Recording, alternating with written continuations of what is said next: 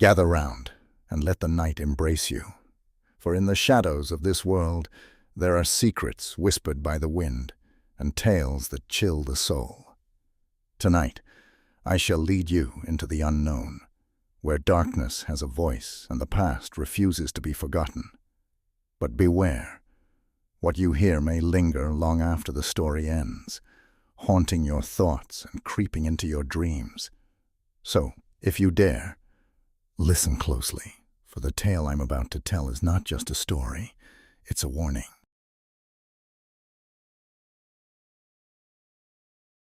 Cedar Street was the kind of neighborhood where everyone knew each other, where life seemed perfectly ordinary.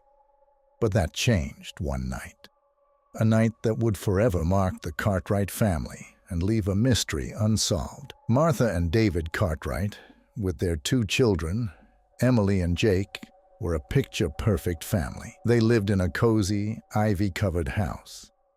But on that fateful autumn evening, everything changed. The Cartwrights had gathered in the living room after dinner. Martha folded laundry, David read a book, and the kids played a board game. It was an ordinary night, until the doorbell rang. David opened the door, but no one was there. He stepped outside, searching the shadows, but found nothing. When he returned, an uneasy feeling settled over the house, as if the darkness outside had seeped into their home. Dismissing the feeling, the family decided to head to bed.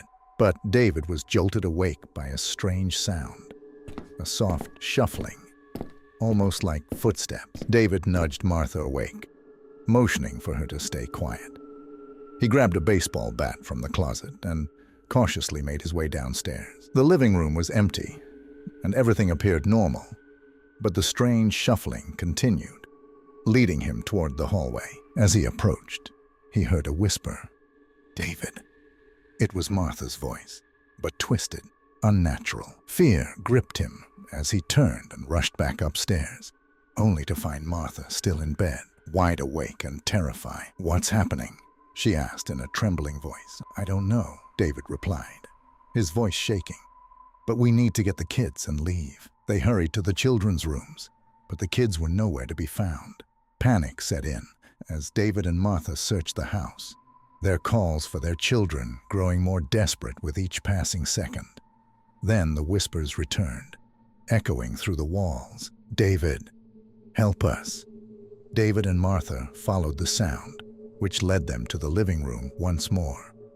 There, they noticed something they had never seen before, a faint outline of a door on the wall. With trembling hands, David pushed against it, and the door swung open, revealing a dark, narrow staircase leading down into the basement.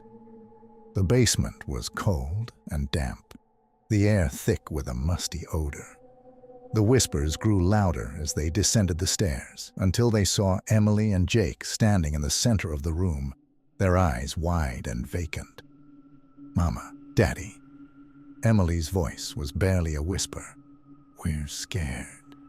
David rushed to his children, wrapping his arms around them. But the moment he touched them, the room went silent. The whispers stopped. Martha joined them, pulling Jake into her arms. We're here, she murmured. But something was wrong. The kids felt cold, unnaturally so, and they didn't respond to her touch. Then, in the silence, they heard it, a faint ticking sound, like the ticking of a clock. It grew louder, echoing through the basement until they saw it, a small, old-fashioned clock mounted on the wall, its hands spinning wildly. "David?" Martha's voice trembled with fear. "What's happening?" David didn't have an answer. All he knew was that they had to get out of there. But as they turned to leave, the basement door slammed shut, trapping them in the darkness. The ticking grew louder, pounding in their ears, and the shadows seemed to come alive, swirling around them like a living entity. The whispers returned, but they were different now. Angry, accusing. "You didn't save us. You let us die." David's blood ran cold as he recognized the voices. They weren't his children's voices anymore. They were the voices of the dead, of the unsolved crimes that had haunted Cedar Street for years. The shadows closed in, and the last thing David and Martha heard was the sound of their children's laughter, echoing through the darkness as the whispers consumed them. Cedar Street fell silent once more, the Cartwrights vanishing without a trace. The house stood empty, becoming just another ghost story whispered among the townsfolk, a chilling reminder of the shadows that lingered in the neighborhood. But on quiet nights, if you listen closely, you can still hear the whispers, carried on the wind, calling out for help that will never come.